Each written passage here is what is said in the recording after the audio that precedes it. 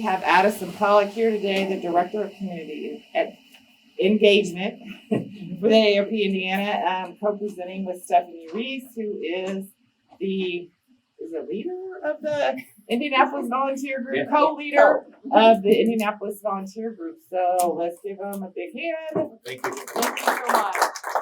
Thank you, everyone. And I just have a clipboard here with a sign-up sheet. If you're interested in receiving more information from us, you can sign up. It's to receive more information from the state office. You probably get a lot of emails from AARP if you're familiar with them, but this would be for the state content only. And if you're not interested, feel free to pass. Thank you, Rebecca, for the lovely introduction. I appreciate being here with Stephanie. Stephanie is my partner in a lot of this work. We typically like to have our volunteers out in the community giving presentations like this. So she's really well versed in this material, and we're looking to spread the word about this particular program because it's really important. So Home Fit, the subtitle is Making Home Safe and Livable for All. A lot of folks aren't aware that AARP actually, one of our top goals is to make our communities more livable for people of all ages and abilities. So making sure that your community is age friendly as we all grow older and as we all age. And safety is key to that. But we do know that livability in our communities starts at home. And that's what we're talking about today, and how we can make our homes places where we can live at every stage of life, as long as we choose. AARP Indiana's mission is to empower people to live as they choose as they age. And that is why livability and this Home Fit program fits in with that mission very well. So today we're going to go through, we have an hour. We're going to talk about the perks and the benefits of making your home fit, as we'll get into and we'll further define. Universal design, which is really a cornerstone of this concept. And then the home tour. We're going to go through every single room in the home and talk about, simple fixes, things that you can do it yourself to improve the safety and convenience of your home and the accessibility. And we're also going to touch on things that professionals are going to work on as well, unless you're very handy. that could be the case. So workshop objectives. We want you to walk away with recognizing how a home can be modified to support your changing needs at any lifestyle, at any age. Determine which modifications are important for you in maintaining your lifestyle, and then distinguish between those, like I said, the do-it-yourself projects versus those that are more for professionals to take on. I think this is a great audience for this content. If anyone is interested in receiving this program to like a faith-based group or anything like that, or even sharing it with your elected officials, I think there needs to be more public and private investment in home repair and home accessibility, and it's something that AARP is really working on. So, yes, ma'am. How far do you travel? We typically just focus on Marion County, but we do have, here, so we have 4 target communities: Marion, Indianapolis, Fort Wayne, Gary, and Evansville. I work in Indianapolis and Evansville. Where does Muncie fit in? So we have a staff member who focuses on all the places in between, and I can definitely connect with you on this. Yeah, thank you. And feel free to ask questions throughout. So, home sweet home. What's the first thing that comes to mind when you hear the word home? Just throw something out there. Comfort? Exactly. Yeah. Anything else? My happy place. Happy place. Perfect. Same here. Anything else? The kitchen. Oh, bingo. Exactly. And we're going to talk more about the kitchen in a little bit. So yeah, those are all great answers. That's where we want to be, right? We want to be home as long as we choose. 86% of Hoosiers want to stay in their home as long as they're able to. Today, we're going to talk about staying in the home and how you can do that. We're not trying to badmouth long-term care facilities, things like that. That's not what we're here to do. Those actually play a super critical role in our aging care economy that we have. And it's very necessary for different stages of life. But the cost of not staying in your home can be costly, rather expensive. So when we talk about modifications today, some of these might seem very daunting. And you're like, wow, I would have to take out a home loan to install that in my house or to reconfigure something. But think about the long game and how much these things cost over time. There is this, and also quality of life. We want to remain at home. There is a cost of care calculator on genworth.com, which kind of goes through each of these expenses for a different geography. So you can insert your zip code or your city or even your state. So for private home health aides on a monthly basis, they cost around $5,200. For adult day centers, so like just to get a break and leave the home, and especially those that have like medical care in them, those can cost on average around $1,700 monthly. Assisted living facilities around $4,700 a month, and then nursing home semi-private room is around almost $7,500 a month. So very expensive. That's maybe one of the key reasons why we want to remain in our home, because that is the most affordable housing that you have, is the home you already own or the one that you find that you can rent at an affordable rate. Universal design, accommodating for all people of all abilities, is really the how. How are we able to stay in our home over time? So universal design is designing products and environments to allow us to accommodate our needs, whether they be physical, cognitive, or sensory. So when you're considering modifications to your home, universal design should really be at the forefront of that thinking. So I also talked about livability, which talks about how long you want to remain in your home and the quality of your life as you're living there. And then also there's this concept of visitability, which relates to universal design, which is really about if you don't personally have any like physical accessibility needs or anything like that, or cognitive, but you are trying to make your home a more welcoming space for people who visit. So it's visitability. There's three different pieces that go into that. So one is having a zero-step entrance to your home. It can be a side entrance, it could be the front door, the back door.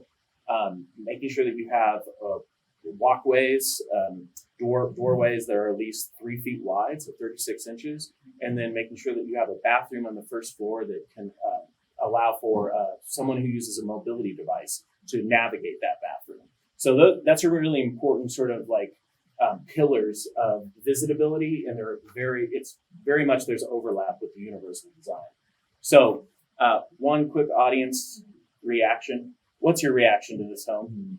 Vulnerable. Yeah, exactly. Yes. Inaccessible. Yes. 100%. And it's not shocking that we see a lot of these homes around Indianapolis and around many American communities. And that's fine. That's great. What we need to think about with new housing stock is how it's going to accommodate an aging population. We're all aging. That's a good thing. We should that the alternative is not so good. So and that's a good thing.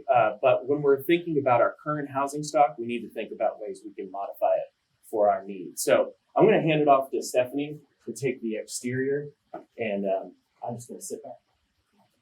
All righty.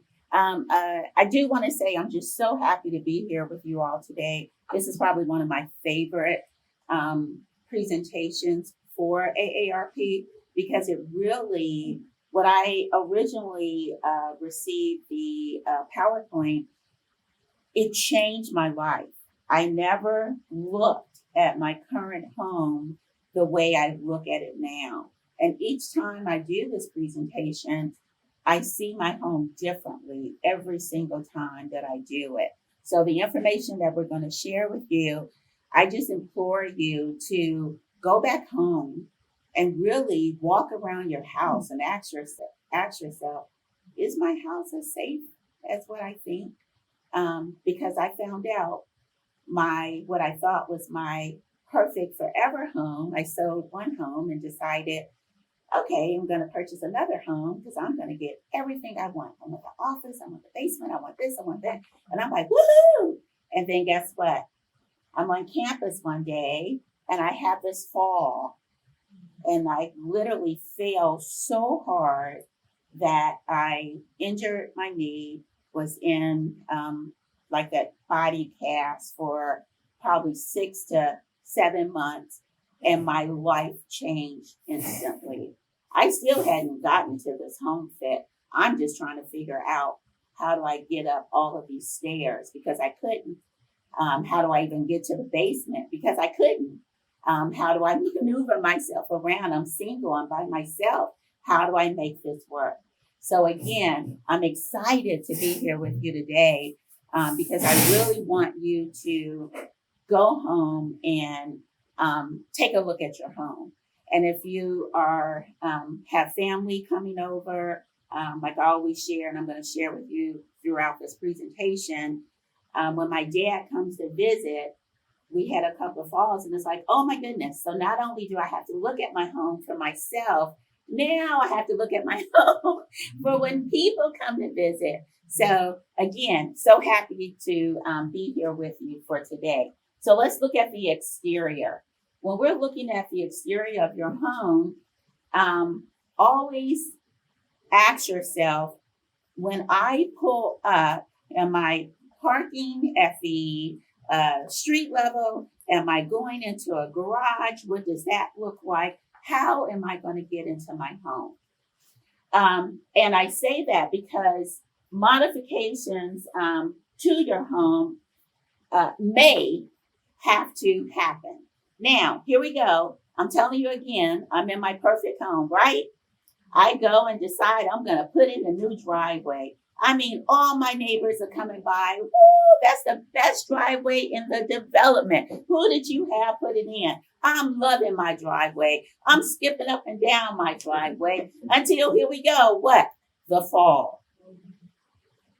Now I am crawling down my beautiful winding driveway just to get to the mailbox. I now had to turn my car so that I can open up the mailbox door to try to get my mail out of the mailbox before I can even pull into my garage. So, battery is going low. Okay, so let me get to this so battery won't run out. So again, when we're looking at a home, how are you coming in? Asking yourself, is it a zero interest way? What does that mean? No steps, correct? If you have that one step, what would that look like? If you have several steps, what would that look like? Steps can be individual, astute, or a set of steps leading to an entryway.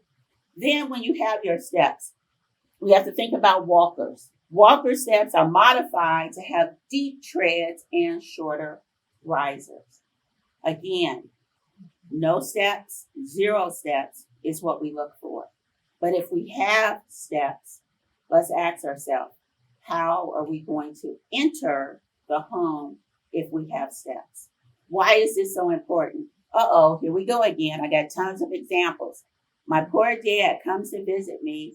I literally have one step to get from my garage into my home. One, just one. I'm like, come on, Dad. Opening up the door. I'm so excited. He's excited to see me. Yeah, I'm 50 plus and he still calls me little lady. Hey, little lady. Hey, Dad. And that one he missed, I almost want to cry. He missed that one step. All I could do was yell, Dad! And I'm grabbing his arms and he goes back on his back. My dad is 80 plus.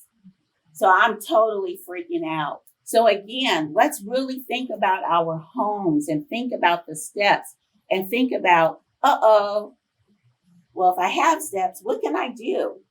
What can I do if I can't make those steps? Here are some options. You have your permanent ramp. And as Addison shared with you, yes, some of this may be costly. I thought about this as well. I'm like, how much would this cost? You know, these are the things we need to have discussions about. These are the things we may have to have discussions with our senators and what do we do? How can we make this work for our families? So if you cannot put in a permanent ramp, which would be nice, is there a way of putting in a temporary ramp? And that's something I have to think about for my dad as he's planning to visit as well. Let me try to at least put in a permanent ramp.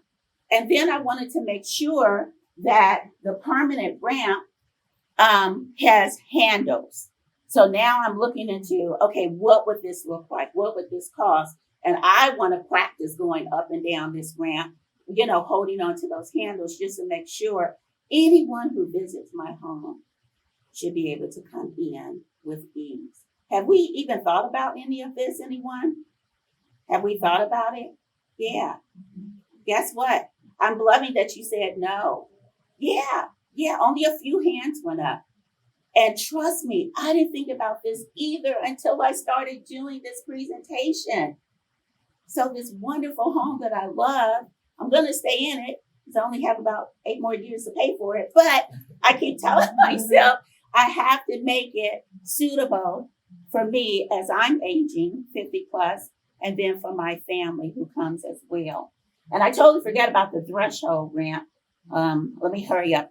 I talk a lot. I'm a professor, so my students are always like, oh, there she goes. She always has 10,000 stories. Stick to the script, right? Okay, here we go. Threshold ramp. So if we can't do the permanent ramp, we can't do the temporary ramp, then let's talk about the threshold ramp.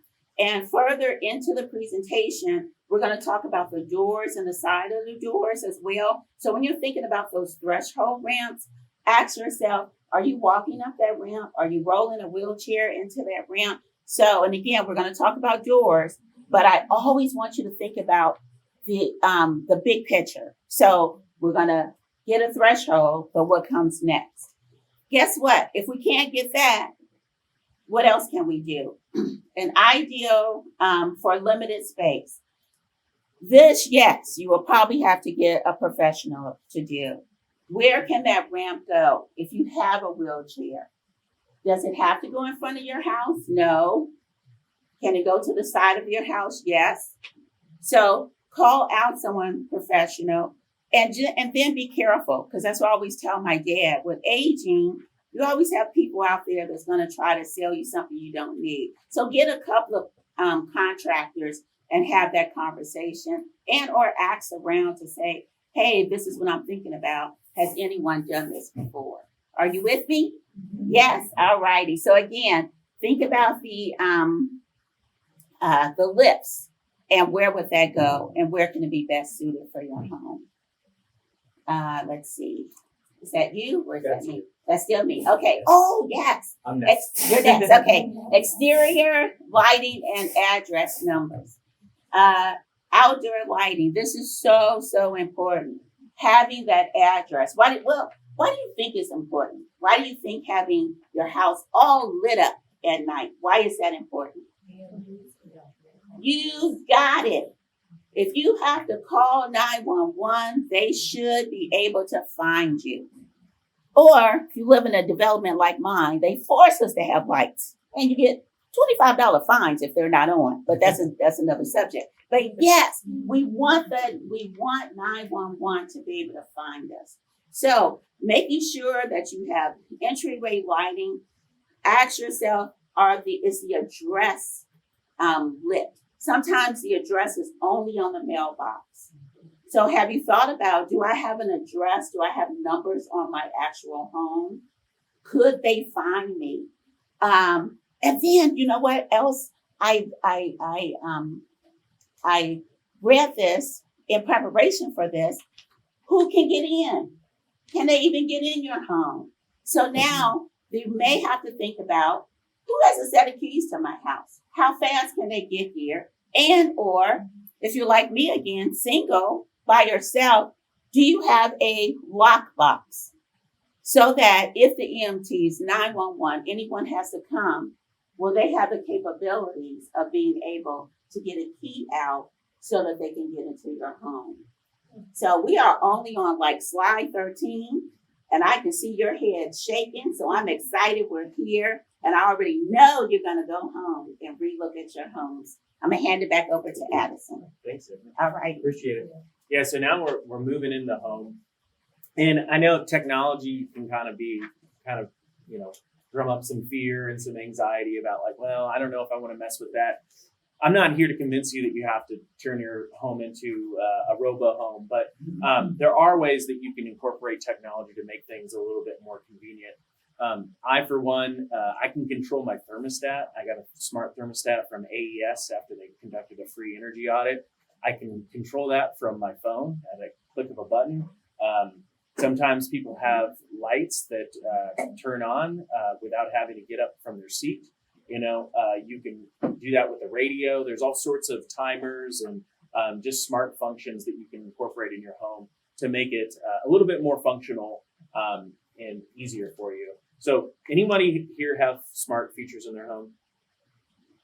Okay, nice. Yeah, we have a few. All right. Do you feel okay about that? Anybody feel like, that's not for me? When my wife, I have a massive job of resetting.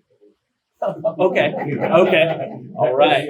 Yeah, indeed. The truth is all you really need is an internet connection for a lot of these things. And you can hire a professional to set that up for you if you need it.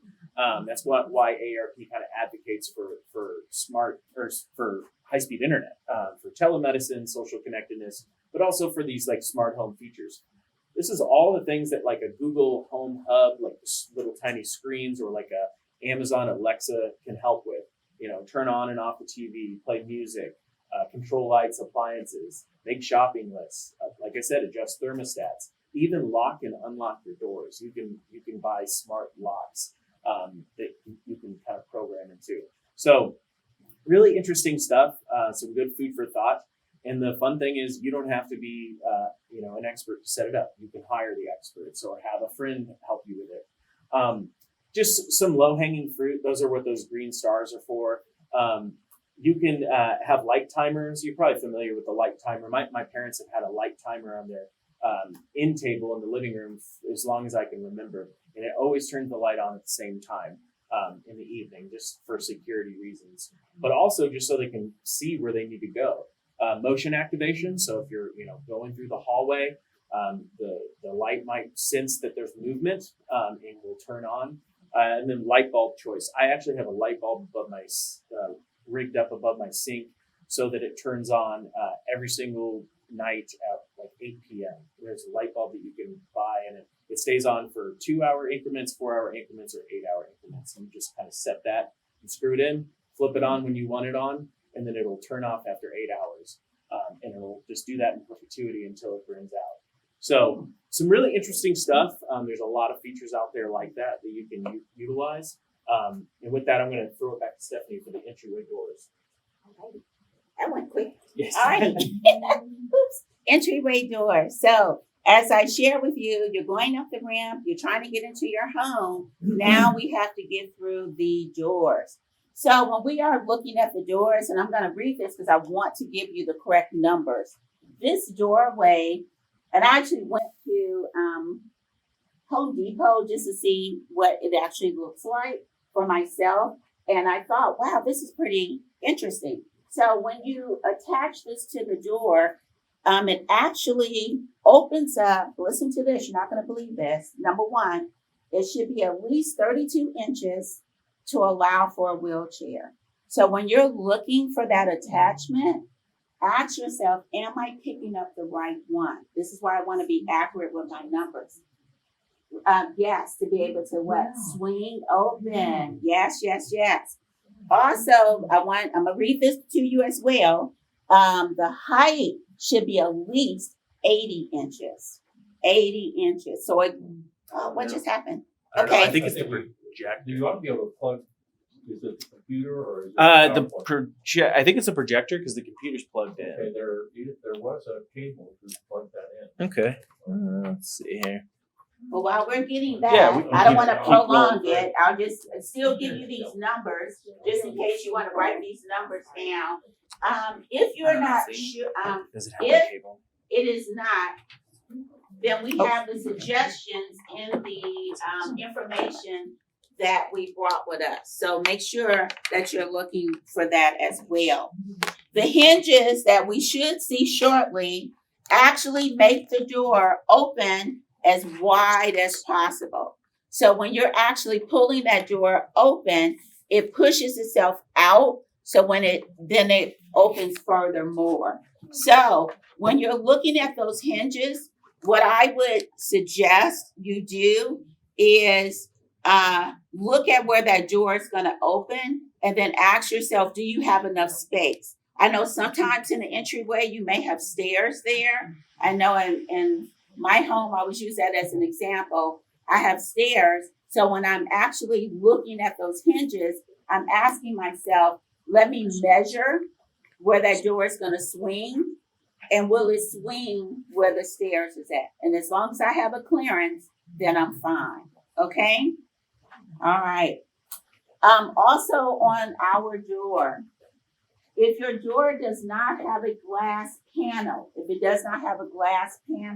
it's good to at least have a peephole. If it doesn't have the peephole, then I would suggest, and here's our peephole. Most people, I shouldn't say most people, but some people have what I love, the Ring. Isn't that, how many people have that Ring doorbell? Yes, isn't that awesome? Yes, so I can always see who's there, who's coming. So that's always great as well. Now, this is something that I learned after my fall. The doctor let me know about handles and locks. So even when you're looking, and we're going to talk about this more when we get into the kitchen as well, when you're looking at those handles and locks, why do you think, and if you can see this, why do you think it's better to have this type of handle, the level style door handle? Anybody? Yes, instead of what? Trying to twist. Yes. So again, looking at that. Plus your pet can open the door. Yeah, that's nifty too. And you get to know the animal. See, this is why I keep little ones, okay? I've seen enough videos with those big dogs. I'm like, no. All right. And then also we have our digital door locks as well. So again, keep that in mind. Entryway. All right, so now we've got you in the door. We have our hinges on. We're making sure that door can swing open. We have our peepholes. We have everything that we need. What's in our entryways? Have you really looked at what's there? Do you have a table to put items on? My big thing is having a light switch. When I'm coming through my door, especially at night, even though my outside lights are on, when I'm coming in my home, do I have lights ready and available? Whoop, they're going to come right on. If at all possible, you can get the, now I'm forgetting because I looked it up for this. When you walk in, you have the lights that turn on. Motion activated lights. And I did get that. Some alarm companies have it as well.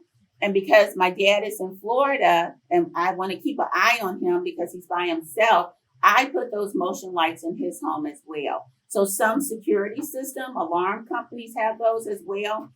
And I said, oh no, Dad, you're getting these lights so I can keep my eye on you. Sounds kind of creepy, but I do want to make sure he can get around without trying to fumble for lights as well. When you're also looking at that entryway, look at, do you have a table? Do you have a place to hang your keys? Why is that important? Again, you don't want to have to fumble around. Now, I would suggest maybe having like the closed box for the keys to hang. That way you know it's covered and everybody won't see it there. So I have that, but it's what? Having them hanging there is accessible. We really want to make sure our homes are accessible.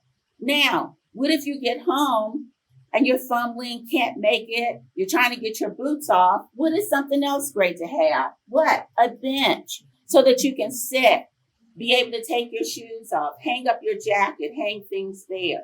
Because again, we want our homes to be as safe as possible. Let's see. Oh, and I should have said, I'm going to pass it back to Addison. Of course, if you have hall closets, that's always good. So these are just alternatives if you don't have a closet. But I like this because I just think it's easier to place everything right there and accessible. Okay? Now I'm going to pass it back over to Alex. Thank you so much. All right.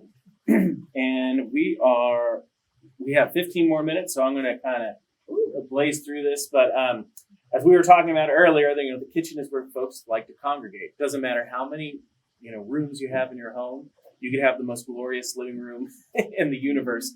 People are still going to congregate in the kitchen because there's food there, and it's just sort of a warm and inviting place for every diner, visitor, and cook is what we're hoping to create the kitchen, someplace that accommodates all those folks. So when you're thinking about your kitchen's current space, you got to think about all the hazards that are in there. There's fires, there's drips, there's water, there's sharp objects, there's all sorts of like tripping hazards and things like that. So it's actually a place a space you need to really consider. A lot of folks prepare food just standing at the countertop with a cutting board, and I think that's totally fine if that suits your needs. But sometimes over time we might need to like sit down and prepare food, and there's actually ways that you can do this without remodeling your kitchen. If you are on the cusp of a remodel, maybe consider some sort of lower counter space, but you can actually just adjust your habits. So you can prepare food at the dining room table, sitting down. You can even buy countertop extensions that are like a little lower that pop out. I've even heard of folks just using like a folding card table just to have a designated spot that's a little lower, plenty of room for the legs, or like if you are using a mobility device to be able to cut and prepare food at that space. So that's really interesting. Some low-hanging fruit with the green star again. Adjustable lighting is really easy. So lighting is just so important. We talked about it a lot throughout this entire presentation, but under counter lighting is important just to see what's going on and where everything is. Cabinetry is something that might be more suited for professionals. So we know that you're most able to reach things between the shoulder and your hips. So that's where things are most accessible. A lot of our cabinetry is up top, or it's down below. So there are opportunities to have cabinets that have like drawers that pull out. That's easier to access. There's also open shelving that has higher visibility, so you don't have these doors. You can just kind of like grab and go. They even have sort of these cabinet doors that have glass windows in them, so you know exactly where things are. There's also drawers that you can buy that maximize space that are really deep.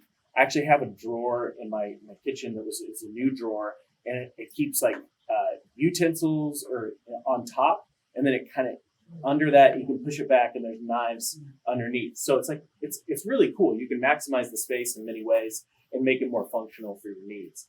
The kitchen, again, talking about handles, the D-shaped handles are the most accessible for your drawers.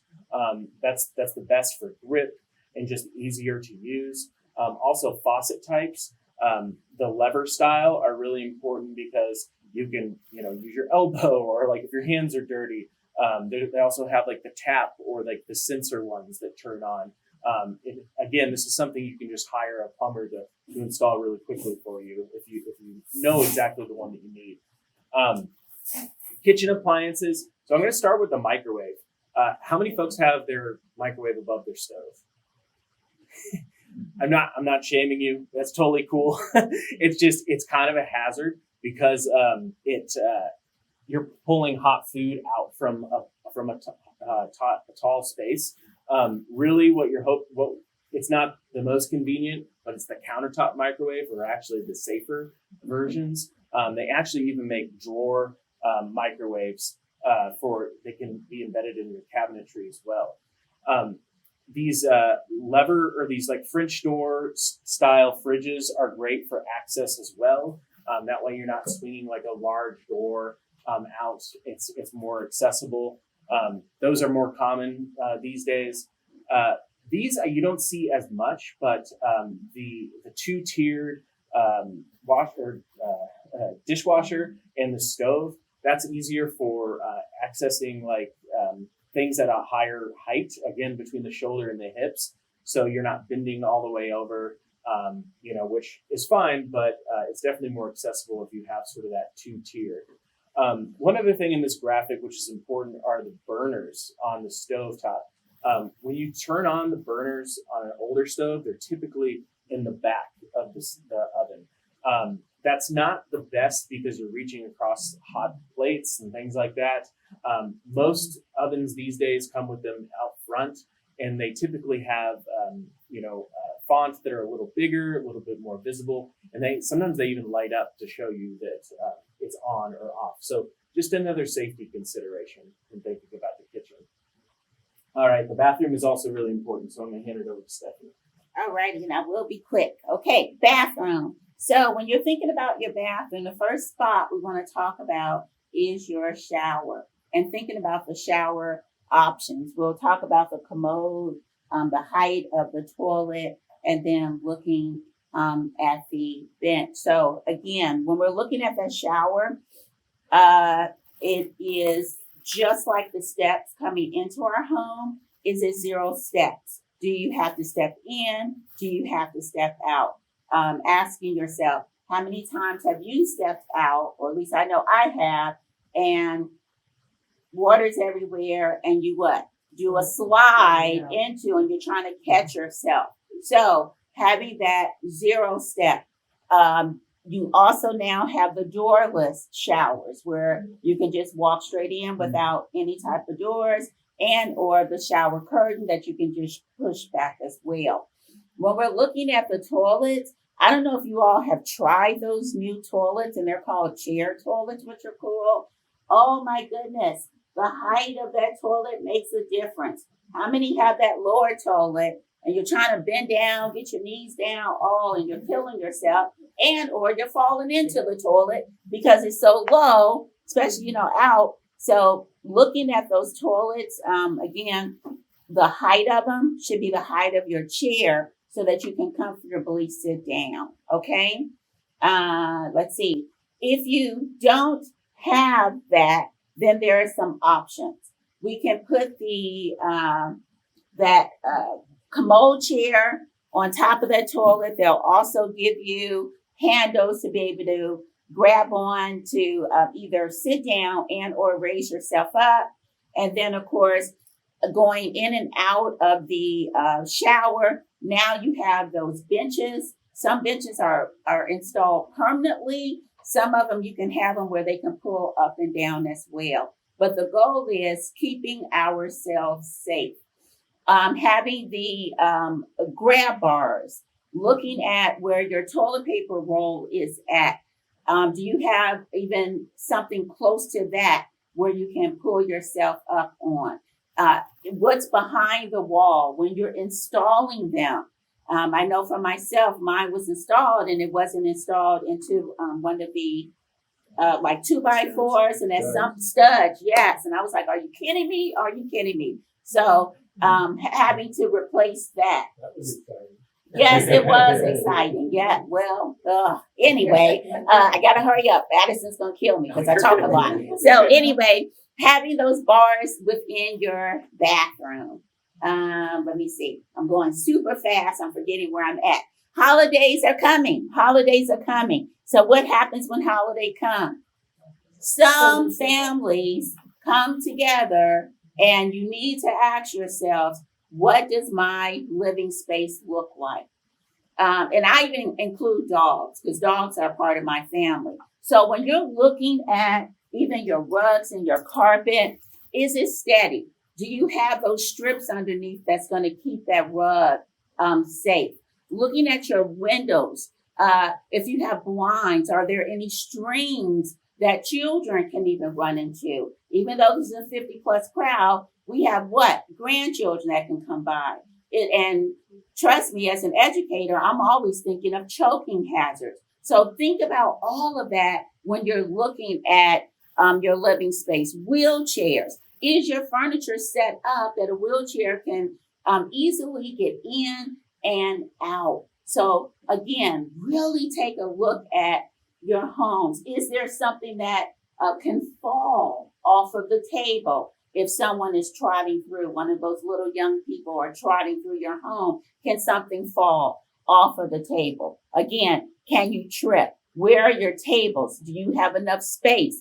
Even looking at table trays, people want table trays to put their food on. Are those even stable? You have the ones even with the handles now that you can pull up on and still have your trays there. So again, look at your living areas in a different light to say, now, Thursday is coming. How safe is my living space? Now, let's look at natural light. Natural light is probably some of your best light that you can use. Then you have your natural lights and the motion sensors. We talked about that even coming into your home. Having the rocker style switches, which are great because you can just instead of doing this, there you go. You got it. Elbow it as well. You got it. Then you have your glow in the dark light switches as well. And then going back to this, the wall sconce, you have those as well. So, and also there's some light bulbs. I'm like adding a lot to this. He may really kill me after this presentation. My sister-in-law found these really cool light bulbs. So when I thought about you, sir, when you said, oh, when those lights go out, guess what? She bought me a set of these light bulbs and I have one bulb in every single room. So when the lights go out, guess what happened? That one light in every single room stays on. She said, I thought about you in Indiana. You all have more storms than. So I say, yes. And it's been perfect. So every time AES decides it's going to take them over an hour to get out, I still have lights in all of my rooms. All right. Furniture. Again, how is it set up? Ask yourself, if I push this chair out, is this a tripping hazard? Can people effectively and efficiently get around? So looking at the style of your furniture, is it a hard edge as well? So will you get injured even going across the furniture? I've seen that as well. So again, asking yourself, where is things placed? Where are they at? Can I get around without bumping into someone? Oh, you got to move your chair up. No, we have ample space. And if we don't, how do we arrange our spaces so that it's more safe? I think is it back to you? Okay. No, it's still you. Still me? I take Okay. laundry. Okay. All right. Laundry If you're room. good with it. No, that's fine. That's fine. Living space. Here we go with these stairs again. Number one, where are the clearances? So we talked about coming in. We talked about that door. Where are your stairs at in comparison to you opening up the door? Now let's look at our stairs. Let's look at our clearances going up and down the stairs. And something that I learned is that step. How deep is the step? What is that width of the step? We don't always talk about that. You know, some steps, especially in older homes, they're not as wide and the length of it is much shorter. So yes, absolutely. So let's look at that. Handrails. This is something I thought I would never have to think about. I have the handrail on one side, but guess what? We don't have I didn't have the handrail on the other side. And there go my poor dad. Boy, is he an example for this presentation. He tumbled down my stairs and I'm screaming yet again. And he actually says, I have some of the best stairs out of the three. I have two older brothers. He's like, and I love your stairs the most because you have a landing. But you have the stairs that I fell down, you know? So here I go again. My knee injury. It took me 3 months to get up my stairs. 3 months. Then my poor dad comes falling down the stairs. So what did I have to do? And I think I shared this with Addison one time. I said, I had to really stop and ask my contractor, what would this look like if I put in a handrail? And my contractor, he's a younger guy. So I'm educating him to say, you need to rethink your home. Because at some point, you're going to get older. And even if you don't, you may have that same fall, unexpected fall that changes your life.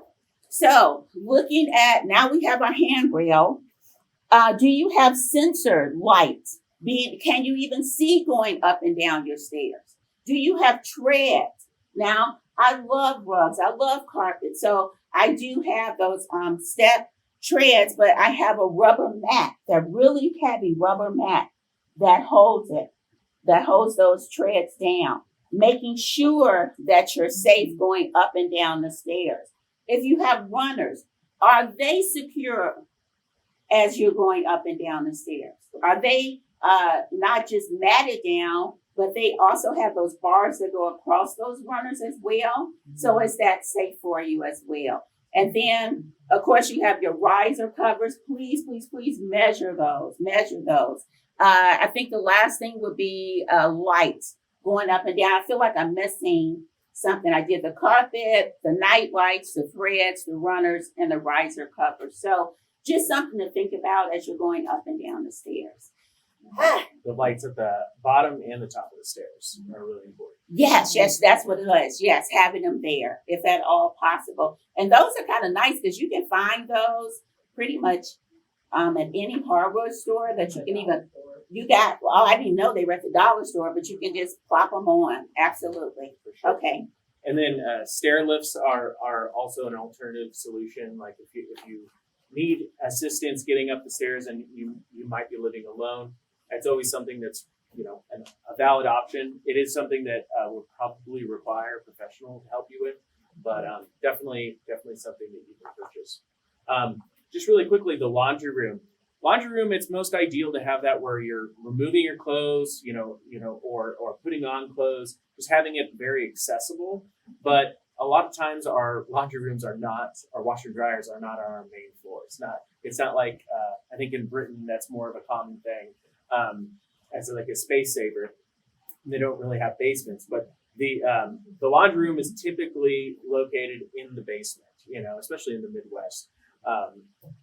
That's not the most accessible space. Again, we talked about stair lifts before. That's one way that you can access it.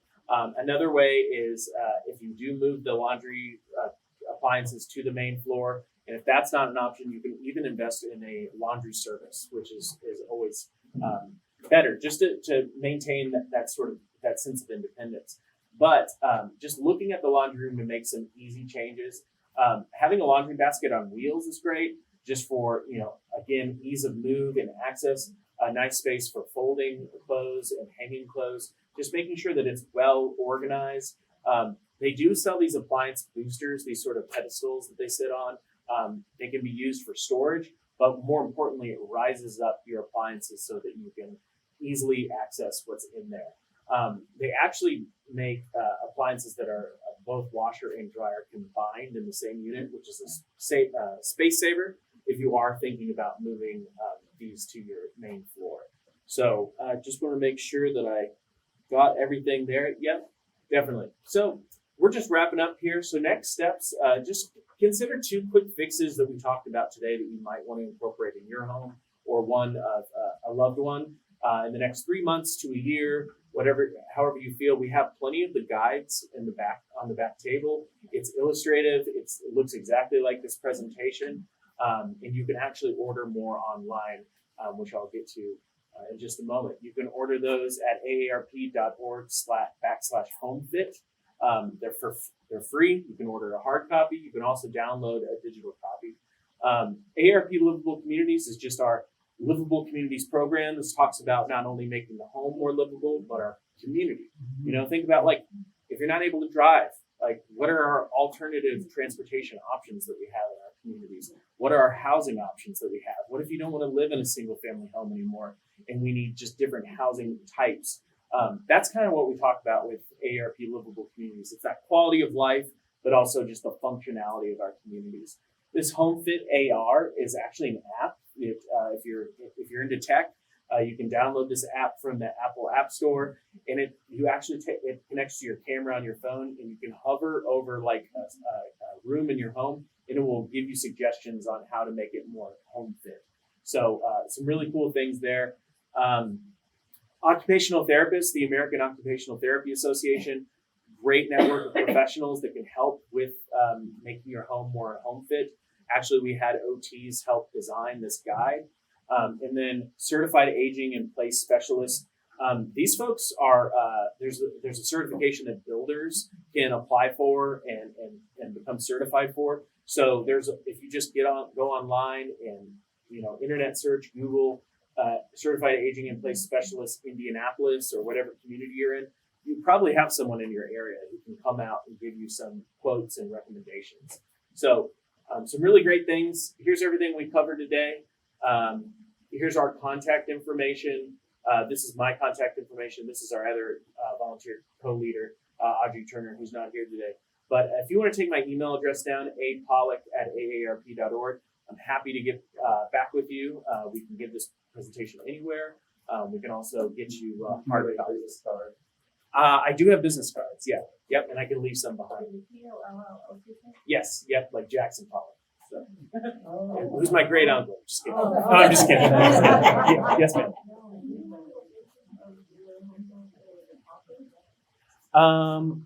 We don't. Yeah, we don't, but that's a great idea. You can definitely incorporate similar concepts, but we don't have a specific one for offices. It's a great question. I have a question. Yes, ma'am. When you did your bathroom presentation, you didn't mention the door that goes into the bathroom. Mm-hmm. Okay? So in our home, we had to do some other work, so we inserted what they call the pocket door. Okay. So it just slides instead of Oh. going in. So you might want to think Yeah. about incorporating that. Great call. Yeah, the one that slides and hides away. Yeah, that's It makes amazing. life easier. And that way your entrance in Mm-hmm. puts the wheelchair and you slide the door in. Yeah, That's what they're called pocket doors. Yep. Yeah, that's perfect. Yeah, it works out really well. All right, I know we're low on time. Any other questions for us? All right, thank you for having us. We really appreciate being here. Thank you.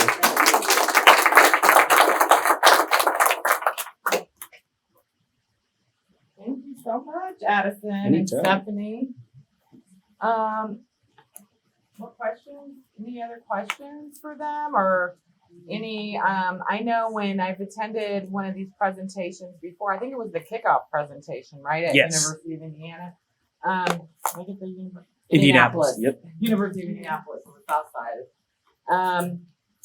People were kind of sharing things that they had done in their home or sharing information like you just did with the pocket door. I hadn't thought about that.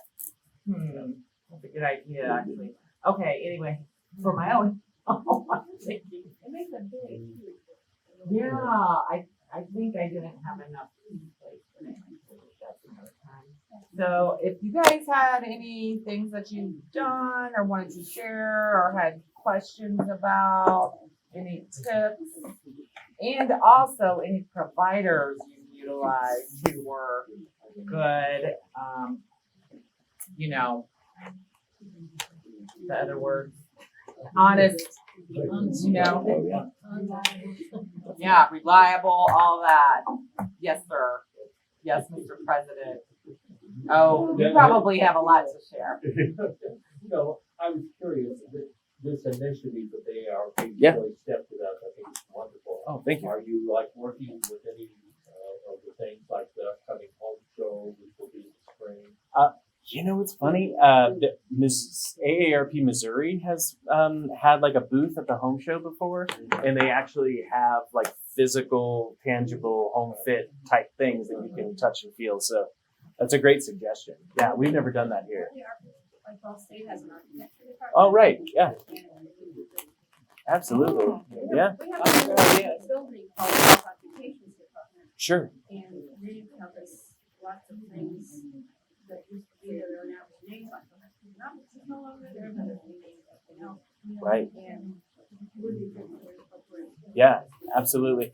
Yeah, definitely. And I think the point on like good contractors, honest contractors, is well taken. We're a nonprofit, so we can't really promote like for-profit entities like contractors and things like that. But I do think that we can point people in the right direction. There's Yes, an ma'am. association called the American Home Builders Association. Yes. Because the gentleman was the president for a long time, Mhm. and they certified people in senior living. Exactly. American Home Builders Association. Yes. Yep. Is that was a resource you guys referenced? That one. wasn't it? Yeah, I think. Yeah, I think. And I think it's in the guide. Yes, it should be in the So- back. Thanks for highlighting that. Is that on a state, Jane, is national It's a association. national though. association. Yeah. But you have a state. There's like chapters, yeah. They have an annual conference, it's usually a nationwide conference, but sometimes they have state by state or local conferences as well, but a lot of them don't belong to that, and, So they would kind of have right. training to There's think no about alternative, right. homes in this way that Stephanie and Addison just talked about. So coming in there with that focus in mind. So that's a good tip. Thank you all for having me out today. It looks like a great group of people, and hopefully I won't put you to sleep too much. Again, I'm Eric Deichman from Tender Care Home Health Services. We specialize in high-tech pediatric and adult care, take care of a lot of people on ventilators and trachs. We do Medicare patients and have recently started doing more family caregiver programs for Parkinson's patients, and that's how I ended up getting introduced to this group, and really want to kind of walk through who's familiar with home care and kind of end-of-life care and all the different options and payers. Is everybody fairly well versed? I don't want to bore everybody to actually fall asleep, but I had some kind of high level. It's changing pretty fast. Yes, it is. And especially in Indiana, there a lot of our government officials have kind of recognized that there's not enough nurses and caregivers to go around, so they've really been leaning into the family caregiver model. How do we compensate family members for caring for somebody who really should, who does qualify for outside Medicaid or Medicare assistance, but there's just not the workforce there. So we can compensate a spouse or daughter or somebody else to help care for a loved one, that has Parkinson's. We have a number of families currently whose spouse is taking care of them under the Indiana Medicaid Aged and Disabled Waiver Program. But I'm just going to kind of walk through some of the different types of coverage that go through home care. I'll try to be brief because it seems like most people are fairly familiar with a lot of these things, and so I leave a lot of room for questions at the end. And when you're trying to select coverage and how to care for a loved one at the end of life, it can get really complicated. You got private insurance, Medicare, Medicaid, aged and disabled waiver, there's choice programs, and then there's also all the private pay options. And so I just want to run through some of the really kind of high level details about the difference. Medicare is for elderly patients. There's Part A, B, C, and D for all different, coverage levels. The home nursing side of Medicare is generally very limited. It is for rehabilitative services. It's generally if there's a fall or there's a broken hip or there's a broken knee, Medicare will kick in for, generally it's 30 to 60 days. It's generally you have a knee surgery and then you are at the hospital, then you'll go to a rehab unit. And Indiana has been pushing heavily to make sure that people are getting out of those rehab units because historically Indiana had the 16th highest population, and we spent the second most in nursing homes. It was, I think it was third. So it was like California, New York, and then Indiana as far as what we spent on nursing homes. And we also had the lowest quality of nursing homes. And there was actually a bunch of articles. It was called Careless that Andy Starr exposed, kind of that if it was a community-owned nursing home, the funds were being passed through from the nursing home back to the hospitals, and they were getting government funds. So it was not the intention of the program, but that's what happened. And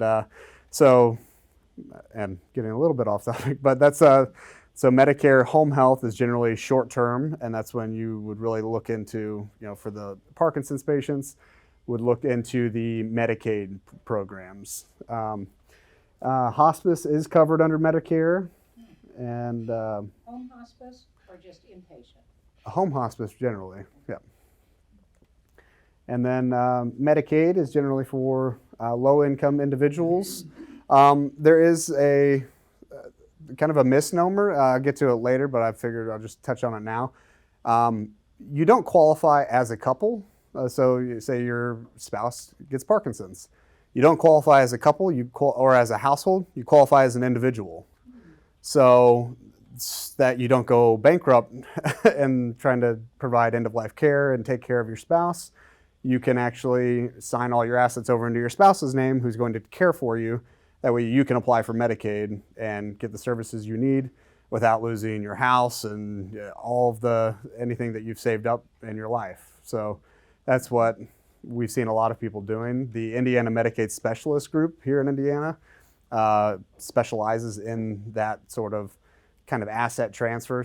And they said that it's about a 90-day window where if you give the assets to your spouse, they can get you onto Medicaid. What group are you referring to when you said Indiana Medicaid group that specializes in that? It's called the Indiana Medicaid Specialists. They're out in they're in Fishers currently, or Noblesville, right in. Specialists. I'll have a slide that has their information on it. Oh, all good. Yep. Sorry to derail you. Oh, no worries.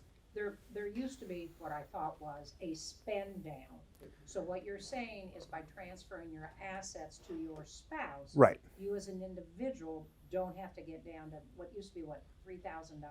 From what I understand, I'm not an expert on this, but that's from what I've heard and how I understand how it works, that you don't have to do the spin down process if it goes directly to your spouse. I think there's some, and maybe I was just gonna say, we're beginning that walk. I would just include what we have been advised Yeah. by the elder law attorney is to do that, you have to become legally separated, which we've been referred to a different attorney now to file for legal separation, which then allows you to do separation of assets. Right.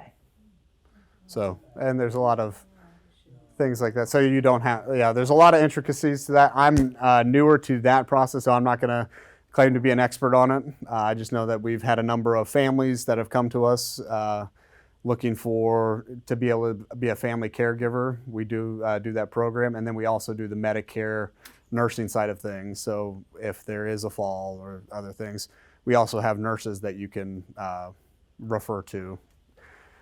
And there's a lot of other details. I'll be happy to send this slideshow out to anybody who wants it at the end. I don't want to sit here and read everything to you and again, make you fall asleep. Private insurance. So the biggest provider networks you'll get is with Medicare and private insurance. There's the Medicare Advantage plans. It seems to be the word's not out on all of them. Some are better than others.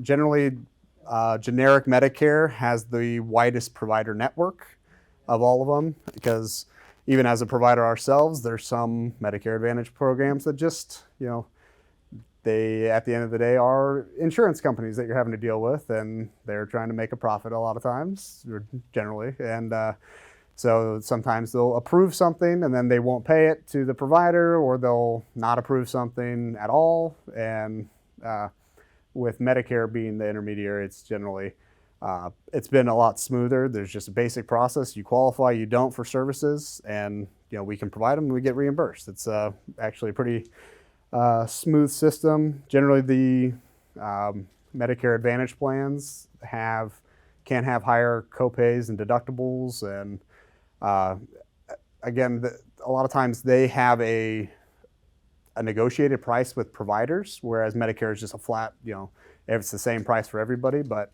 Tender Care could have a higher IU Health Medicare Advantage negotiated rate, so you may, or UHC or whatever, or IU Health, the hospital system, could have a higher rate, so you end up actually paying more than what you would actually under a traditional Medicare plan. So the general differences, again, Medicaid is typically the lowest cost out of pocket. Private insurances costs vary based on bronze, silver, gold plans, whether it's a Medicare Advantage plan. And then Medicare is generally the widest network, most easily anticipated cost structures. And the benefits are, private insurance may offer additional benefits that might not be covered under Medicare or Medicaid. It just depends on the certain specialties of the program. Generally, there's a lot of things that they absolutely have to cover, and then they'll add some other small services as part of the kind of sales process. And I've touched on this a little bit, but under Medicare home health, you can get physical therapy, occupational therapy, speech therapy, social services part-time, home health aid services.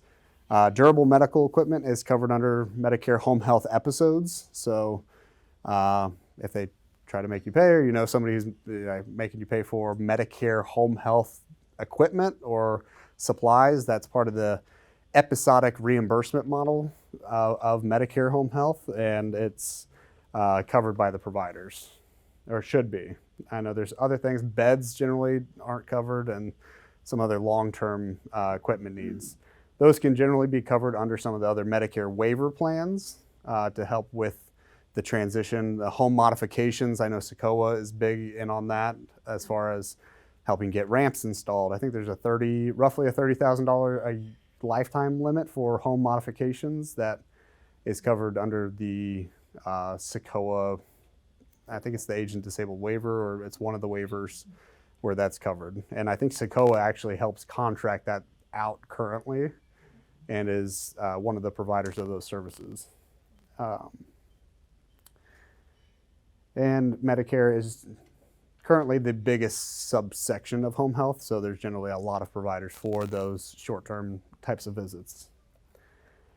Medicaid home health is generally all the long-term care. Again, we take care of a lot of the kiddos that come out of Riley and St. Children's Vincent's Hospital that have trachs and G-tubes and vents. Most of those kiddos are covered under Medicaid, and it's part of that, the kids are the ones who are qualifying, or like how a spouse or an individual qualifies. So the parents can actually have good jobs and still get the Medicaid, so that, if you have a kid with, chronic or complex medical needs, the family doesn't go bankrupt trying to take care of that kid. And we've been in business mainly, or doing a lot of that for the better part of 30 years. My parents started the company out of a small farmhouse in Mooresville, Indiana. My mom was a St. Vincent's ICU nurse, and she saw that a lot of the complex medical needs people were not getting the care that they needed. And I mean, out of a kind of a act of God, and I'm the youngest of five. We were living in a small farmhouse, and she was like, "Yeah, well, I'm going to start a home care agency." And but it ended up working out, and I've been in the business for 10 years now. We're a top workplace. We take care of about 250 patients across central Indiana and have about 400 caregivers, and are really seeing a lot of need for the attendant care and the family caregiver program, and adding flexibility.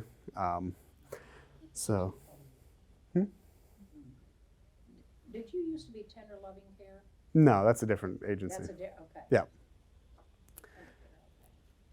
Yep, and then just some of the general differences, purpose and design. Medicare is for short-term, Medicaid is generally for long-term, chronic needs.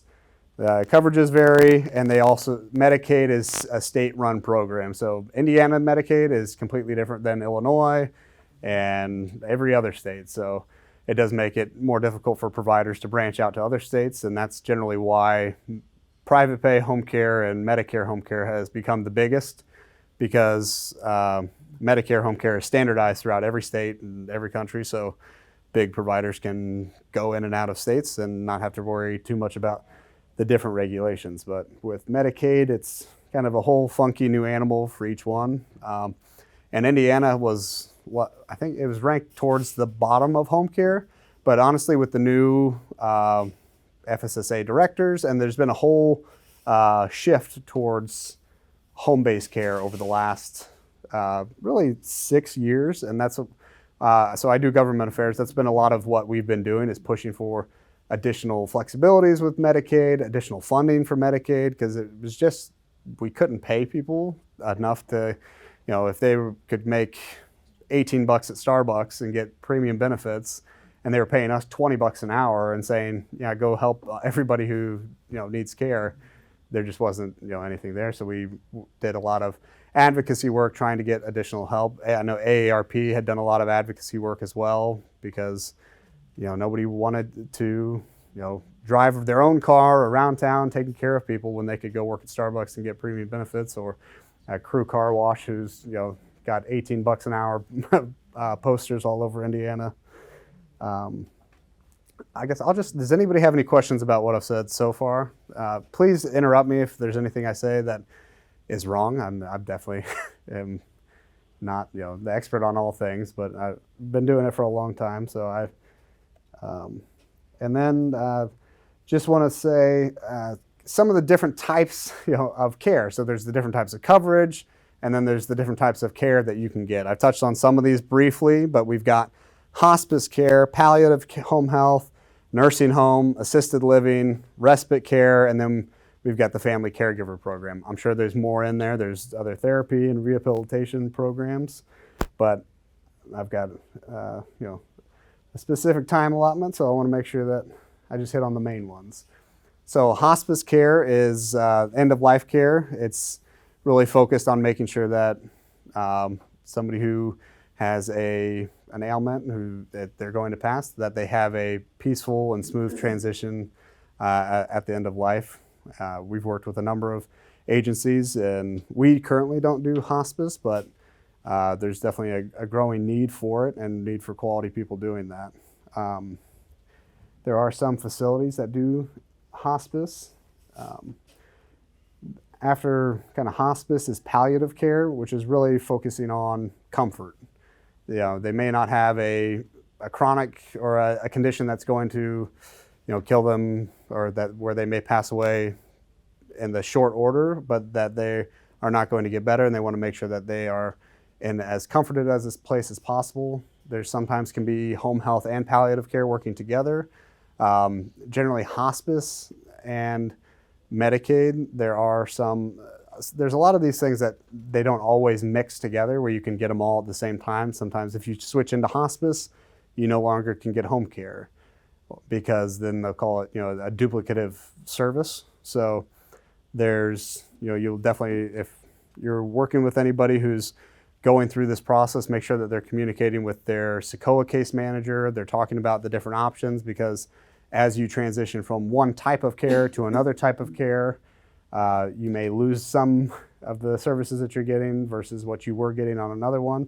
So you want to make sure that the timing is right, so that if it's not a pending passing, then you want to maybe keep that home care benefit for longer, because once you switch to hospice, then sometimes you can't get that home care benefit.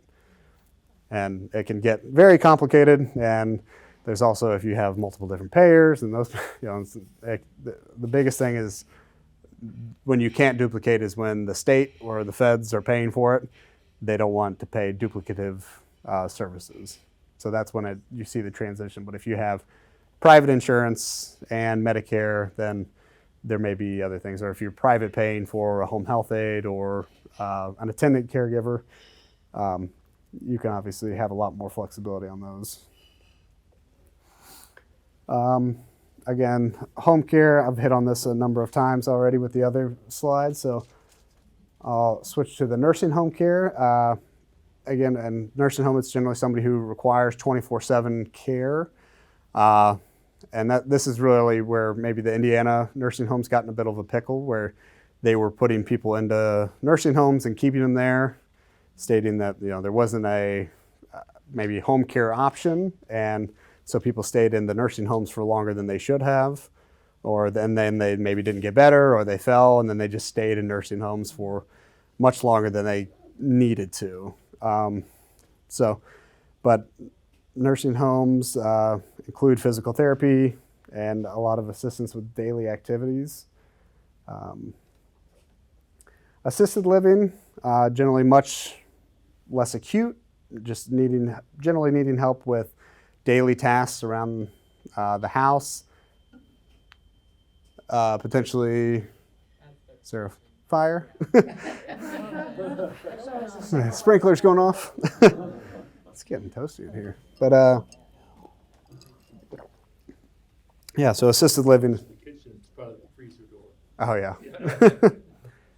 And then so assisted living is generally much less acute and just kind of light care, helping to make sure that that everybody is still progressing, getting everything they need to get done without needing kind of medical intervention on any daily thing.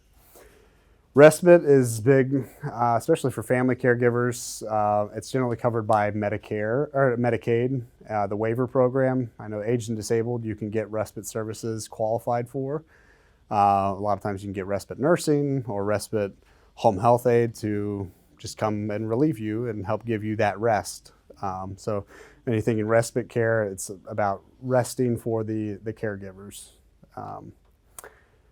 And then I wanted to talk about, I've kind of hit on this a little bit already, but the aged and disabled waiver program and kind of the growing demand for this.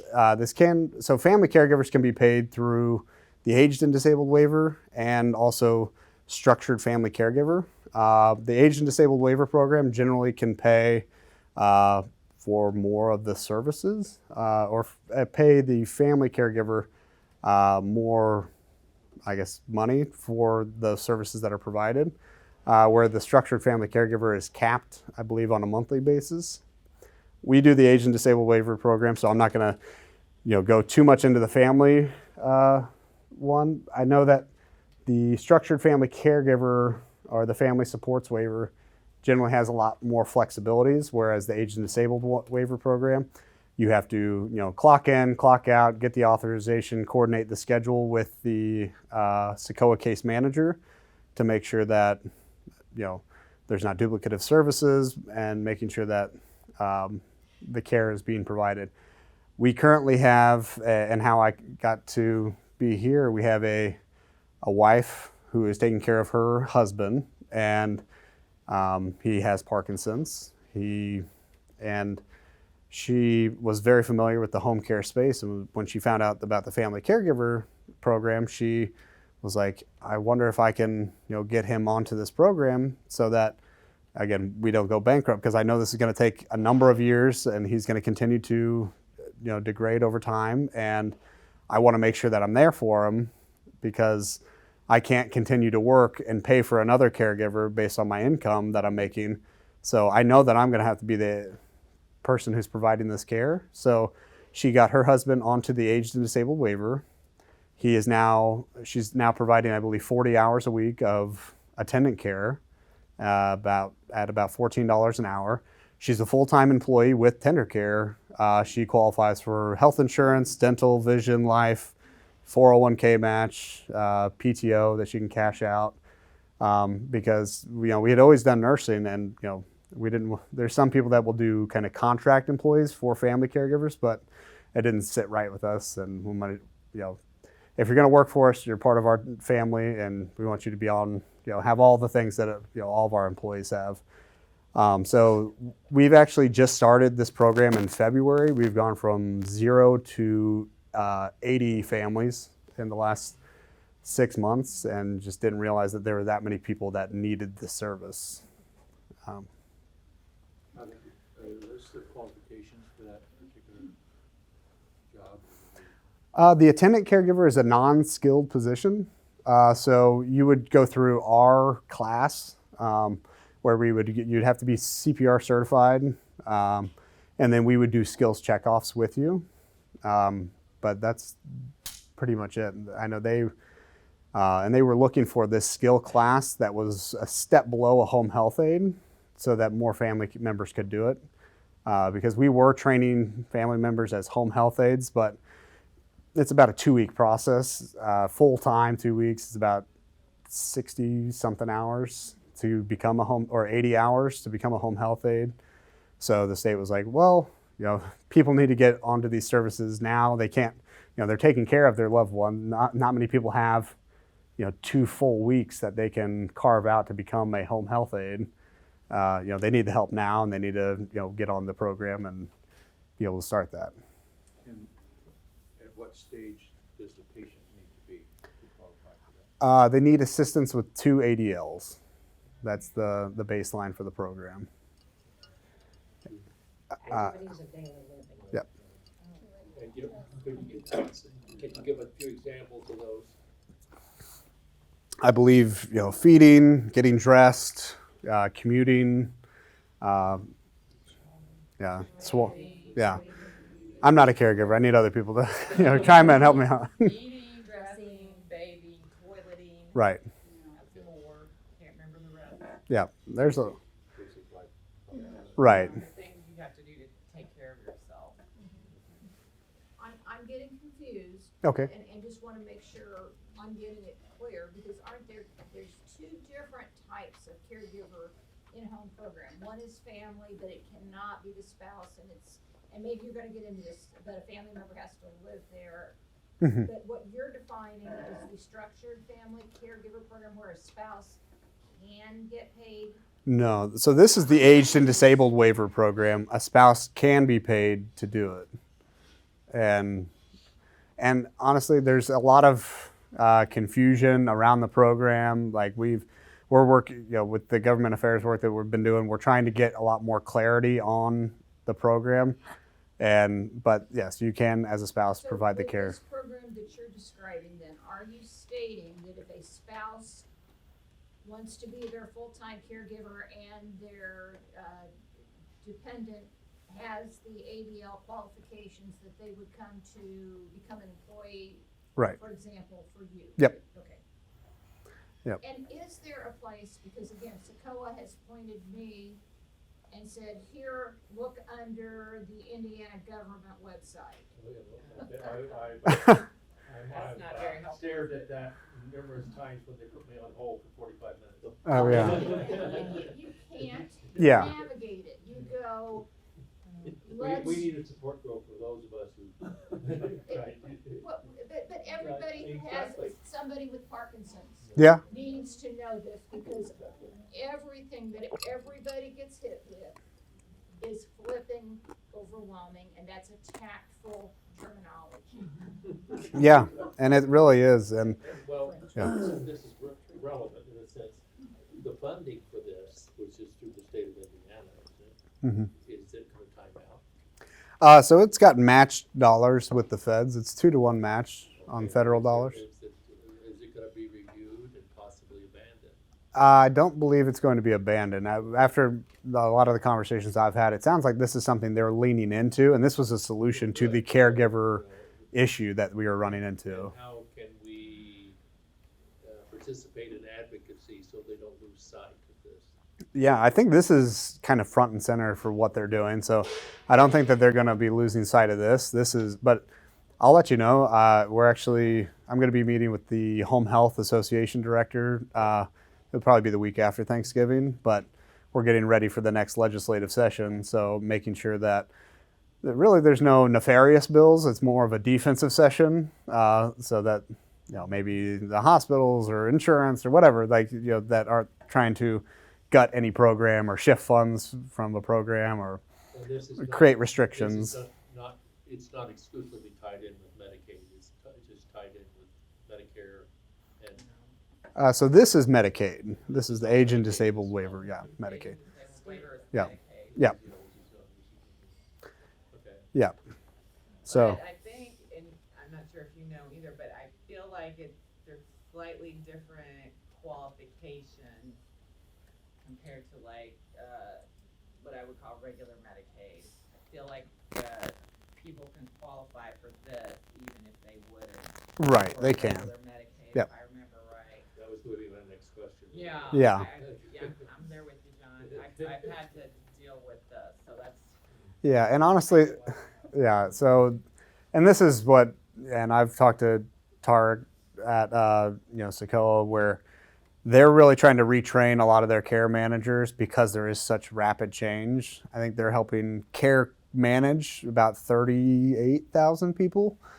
And they've got about 500 people that are trying to do education to other families about the programs and the shiftings of the program. So I know Tender Care is really trying to take it on ourselves to be as much of a, kind of an expert on the programs as we can. And if we don't know, at least creating the partnerships, with the Indiana Medicaid specialists, that we have the right referral network and can get you to the people who do know if we don't, where our knowledge falls short, that we have, can at least be the bridge and, kind of hand you off to the right people. So, absolutely. You're using the word Socoa? Socoa. What is it a word? It's the Indianapolis AAA. It used to be an acronym, but now it's just a word.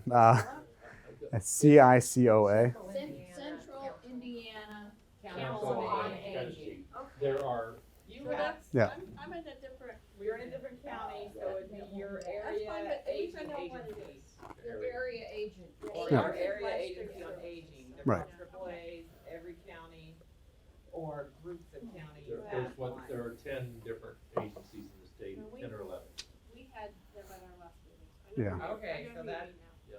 that's your go-to Yeah. to get information and talk about qualifying in the needs, so they can match you up with the right, get you pointed in the right direction and or help, get on like attendant care and things Yeah. like that. Or like point folks in your direction. Yeah. And Medicaid is going through a big transition, huge transitions right now. They're switching to what's called managed long-term services and supports, which will mean that all the Medicaid programs will now be a United Anthem or United Medicaid program or a Anthem Medicaid program. So there's going to be a continued change, even as as what we know now could be completely different in the next couple months when this MLTSS comes around. And then there's also every time they've implemented MLTSS, all of the AAAs generally go out of business, throughout the country. So that's another thing. I know Tarek is working hard to make sure that Socoa is still playing a part in that, but I don't know about the rest of the AAAs. So it's going to be continued shift. But that, The large corporations too, like I retired from AT&T. yeah, And up until this year, we had lots of choices about our plans. right, Now they're saying this is it. And a lot of other large corporations are doing the same thing with their Medicare, with Right. their retirees. oh yeah, They're it's telling you don't have any choice anymore. right, And if you go with their choice, you can't get it back after you've left. yeah, If you say no the first year, then if you want it back the second year, probably not gonna happen. there's. I think the only thing that's constant is change, especially in this market. And Yeah, I was just gonna say with the MLTSS. yeah, managed. Aren't they kind of, I know they're kind of trying to push things more in home. Yes, But my concern has been, especially over the pandemic years, and it seems to be continuing, is, okay, you want everything to be happening in the home, which is great. Most people do want that, Right. But as, you're saying, a lot, like Medicare doesn't really cover that unless it's in conjunction with, rehabilitation right, from a hospital stay. The amount of home care providers, when I mean like workers, hmm I know that was a huge issue and continues to be an issue, like there's not enough people to provide the services. yeah, and that's where the whole family caregiver thing is jumping in, and that's why they've also been increasing Medicaid home health reimbursement rates. Okay. And and one of the big things is that there were so many people in nursing homes that maybe needed assistance with one or two ADLs, Right. that really they only needed a little help in the morning getting dressed and a little help in the evening, getting ready for bed, or maybe even just once a day, but they were getting 24/7 care and staying in the nursing homes at $7,500 a month, when really they could have been covered for $1,000 a month in home. So that's why they're really leaning heavy on the family caregiver program, because generally there was always the argument that, oh, we're not going to pay a mom to care for a kid, or a kid to take care of her mom. Like, you should just do that. But then people just kept ending up in the nursing home. So they were like, wow, I'll pay $500 to $1,000 a month to just help with a few ADLs, a few hours a day, rather than people ending up in nursing homes. And then we end up having right, and then we have the third highest spend on nursing homes with the lowest quality. And so they're really trying to redouble and triple their efforts into the home care space, and kind of going at it in a shotgun approach and looking at all the different ways to help. And that's what we're investigating right now, is seeing what other regulations can we help try to change in the the off session, so that we can continue to expand access to care for the people that need it. So this is the next family is the family supports waiver, which is the one I'm not as familiar with. This one does have an age requirement, and you have to be living in the home with the person, and there, I believe, is an income requirement as well with this program. I know that I'm pretty sure you get a monthly stipend, and there's not like an hourly clock in and clock out type of function to this program. Tender Care is looking at this as far as expanding, adding this as another service, but we do not currently. I know Freedom Care has been just blowing up ads everywhere. I've never thought that I would get as many ads from one person, but yeah, I know they are making a huge move into this segment. Is this the one that it can't be the spouse? I think so. I think this is the one that can't. Yeah, the one, yeah. Right. This is more for sons and daughters, taking care of a parent who's, and I can't remember the specific reimbursement amount or how much people get paid, but I don't believe it's very much. And then there's the Freedom Care would take a slice off the top of that. But so, and then this is the Indiana Medicaid specialist. This is Amy and Victoria. I've met with them. They're great people. They worked for an elder law attorney for a while, and then they realized that they didn't have to be a lawyer to help people with their Medicaid needs. So they kind of spun off their own practice and have been helping people get qualified for Medicaid, and specifically being kind of elder advocates and helping people with spouses, or helping make sure that people don't go bankrupt, providing end-of-life care for a loved one. So they're part of the VA healthcare system? I don't believe they are part of the VA healthcare system, It says but VA Medicaid. right, they're specialists. They just are helping. They're very familiar with the program and how to help you get the benefits you need. Is this then a company that you can go to for pay to help you navigate? Yes. To acquire Medicaid? Yep. And what's their name again? The Indiana Medicaid Specialists. And I imagine they charge, do they, is it? I think from what I remember, it was like $1,000 to $5,000 potentially, depending on how complex the estate is and how everything works. And Typically then in lieu of going to an elder care attorney I- that generally charges more than that. right, they charge $400 or $500 an hour, or can $200 to $500 an hour. Oh, yeah. Yeah. Yeah, I think elder care attorneys are gonna vary. Yeah. The one I had talked to was like the consultation cost, a set fee, and then they give you the recommendation. And then I think the thing with attorneys though, is if there are legal paperwork you have to get in place, that's part, Yeah. something that they would be able to do. Right, and I think they may help with like the drafting of the documents, and then but it might just be a lot less time you have to use an elder law attorney, from what I understand. Like that, and especially with like the Medicaid documents, as far as helping you figure out how to fill all of that stuff out. You're getting, their charge versus the attorney charge on a lot of that heavy lifting. Yeah, just FYI, once you get approved by whatever the, SECOA for Marion County or AAA for whatever the group is, once you start the initial process, you have 120 days to complete the process and apply for a waiver. So once you start that ticking clock, the clock is ticking for you to Right. get through all of these hoops. And- Don't wait don't delay. Yeah, And and that's what they said. People, we've had to start over again. And that's what they said they get a lot of, people who try to do it by themselves and either ran out of time or got confused or filled it out the wrong way, and then they end up going to them once they've already been delayed 4 to 6 months, and they're still providing, the care for their loved one or figuring out how to. And for example, calling Socoa, just like calling any kind of insurance agency, if you're not calling right when they open, you're on hold for 45 minutes, and then when you're trying to get an interview, they're way out because they are way overwhelmed. That's Yeah. right. If you're going to do this, buck up, be prepared.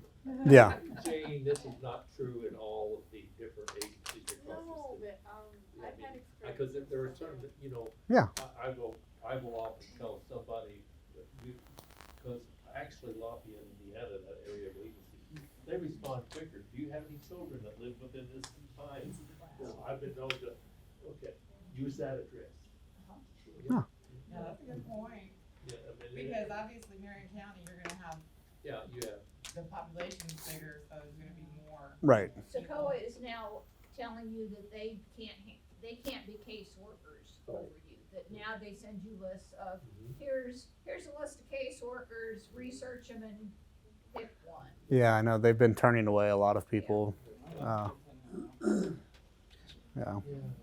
And I think I hold a record for being on the hold the longest. yeah, and I was talking to them about they've got a system for referrals, and it's called Duet, and the system is a first response type of system. So like we'll see a referral for nursing or something else, and we'll respond, but it might have been an hour later, and the way the referrals are given to the patient are on who responded the fastest.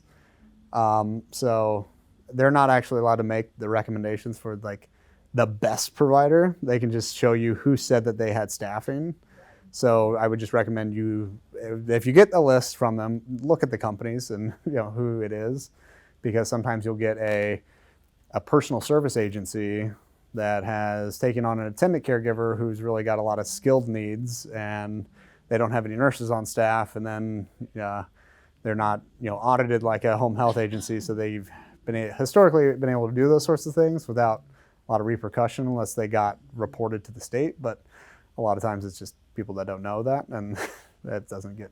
But they are updating all that. They're hoping they're going to start doing more audits on those types of things. But as with TenderCare as a licensed home health agency, we have Medicaid audits and Medicare audits and audits from insurance companies and on the billing. And really, we've been audit free or deficiency free on all of those, and really believe in treating people the right way and doing things above board, and really in the best interest of all of our patients and employees whenever we can, just like my mom taught me. And this is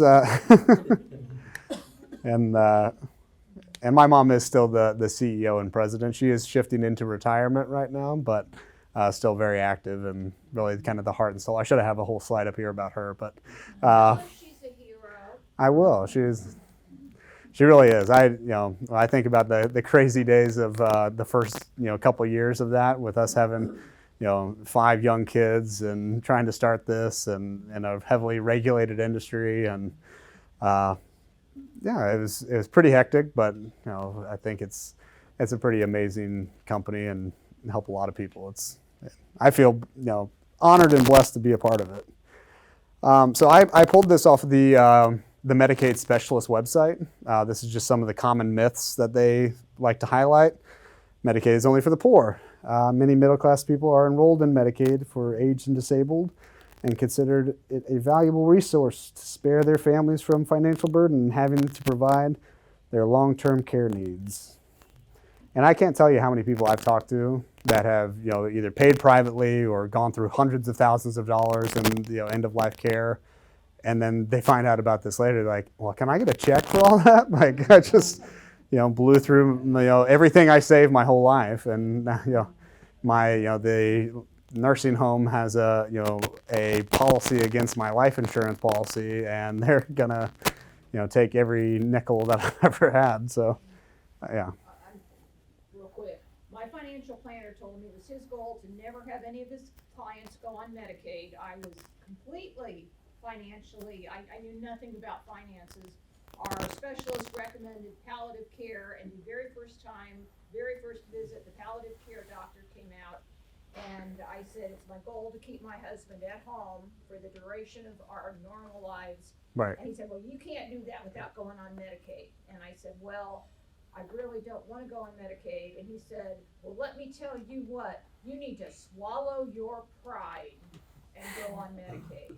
And for a person that's up all night and doing every need, in my case, for my spouse who is immobile and has many, many issues. That was the first and last time we ever had palliative care. And Right. it is shocking to me how people who are doing their level-headed best as caregivers, I'm still working full-time and doing the care for my husband, and I'm up all night, but it is horrifying.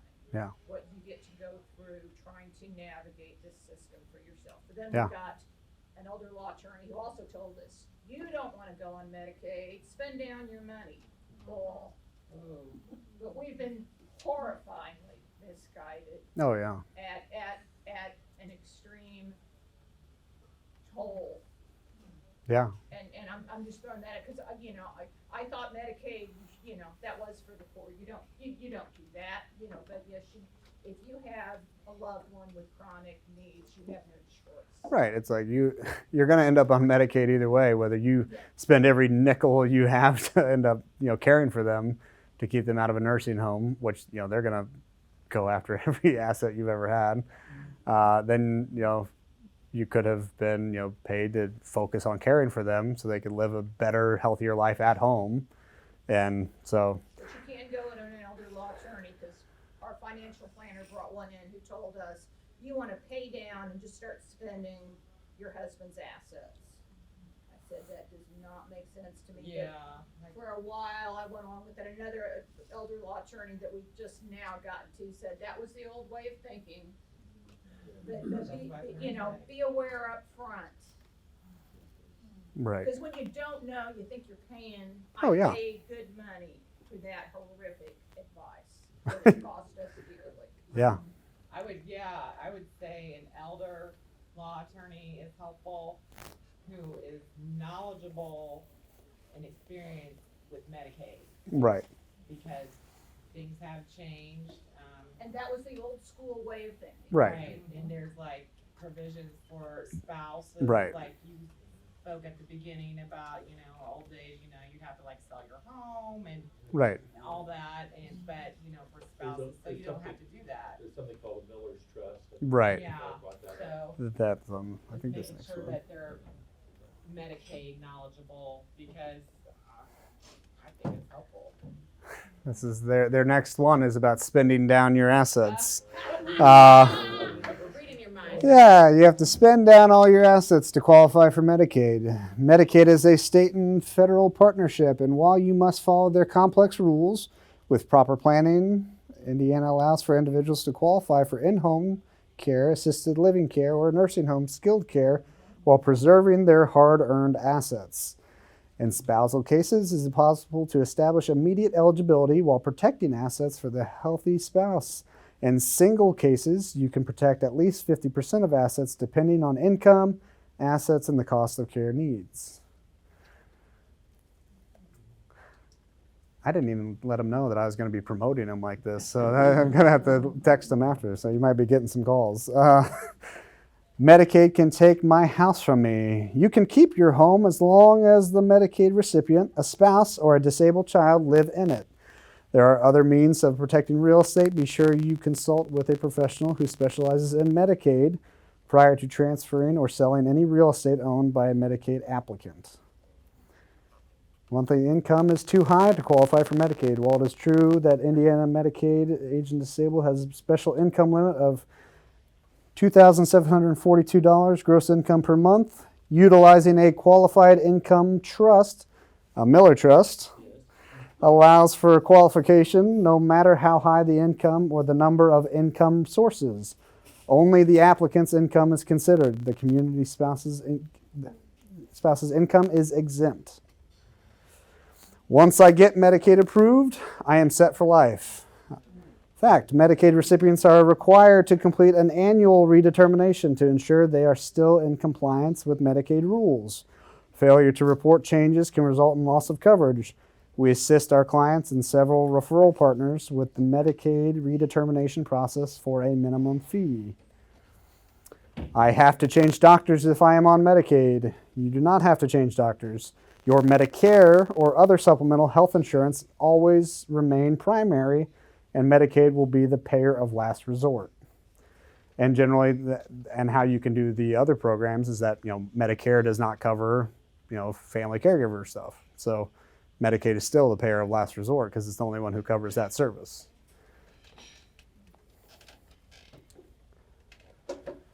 Should I liquidate my retirement account to qualify for Medicaid? The Healthy Spouses Retirement Accounts, IRA, 401k, 403bs, are exempt assets and are not required to be liquidated.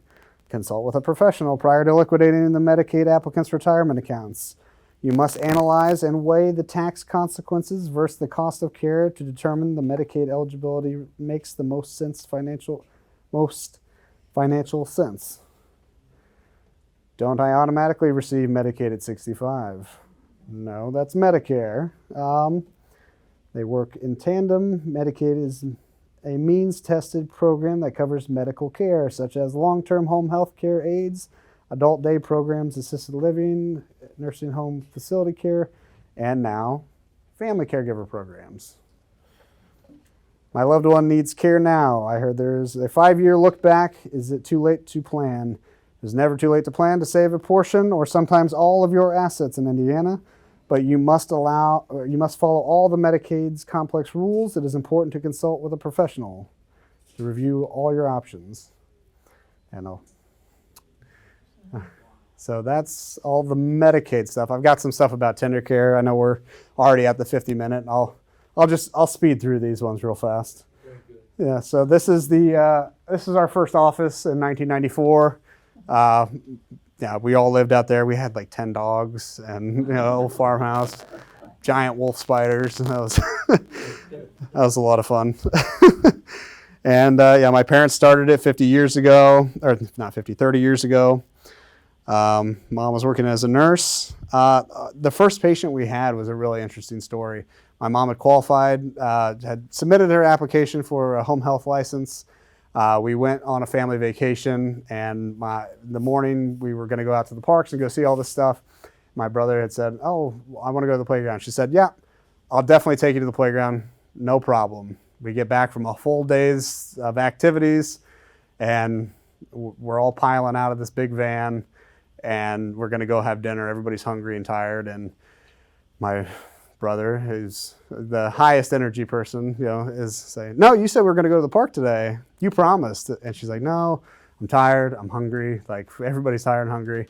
The sun's setting." And she's like, and then she said she's never had this before and never had it again. That she had, a voice, kind of like a Field of Dreams type of, "Go to the park, go to the park." And she was like, so everybody had already piled out of the car, and she was like, "All right, get back in. Let's go. We got to go. Like, there's something we just got to go. Everybody get back in. We're going." And drove to this park. Said nobody was there, and then she said she saw a lady sitting on the other side of the park, and she was like, "Well, I've got to go speak to this person. I got this. I have to be here for some reason." She went and talked to the lady, and the lady had a child who just had a major accident and needed long-term nursing care and lived like a block away from my mom. And we were not in like Indiana. We were, I think, in Kentucky at the time. And that ended up being Tender Care's first patient. So, and I guess as they say, the rest is history. And we've just been, again, trying to treat everybody the way we want to be treated, and doing the right thing for our people. And I already went through kind of the state of home care. Pandemic, it was horrible for nursing facilities. Brought a lot of spotlight onto the difference, the spend in nursing facilities, the outcomes in nursing facilities, the staffing ratios in nursing facilities. And I think there's, at the time, 50,000 open beds in nursing facilities that we were paying for. So overbuilt, overpaying, bad quality. And now we are currently doing a lot of advocacy work to help. We put out a whole like 30-minute documentary called Gasping for Care that was highlighting the nursing shortage. Really goes through more medically complex kids. There's currently 130 ventilator-dependent kids not getting home care right now. That's just based on the Riley numbers. 65 of those kids are institutionalized away from their families, and there's another 65 that are at home just not getting any care. These are old rankings. We have actually gotten a lot better on our home health rankings. I think we went from 44 to I think 26-ish. So not great, but heading in the right direction fairly rapidly. Tender Care is the only kind of complex nursing agency that won, and these are 2022, we won 23 as well, for the employer, provider, and leader of choice. And again, we won the 2023 top workplace as well. We, again, believe in treating everybody the right way and treat them like family and take care of them, and they'll take care of your people. And yeah, so are there any more questions? Or Are those yours? these are my 4 kiddos. This guy was going to come with me today, but my dad was able to watch him. Yeah, this is Ben, Phil, May, and Eli, and this is my wife, Hillary. So, all righty. Well, thank you all so much.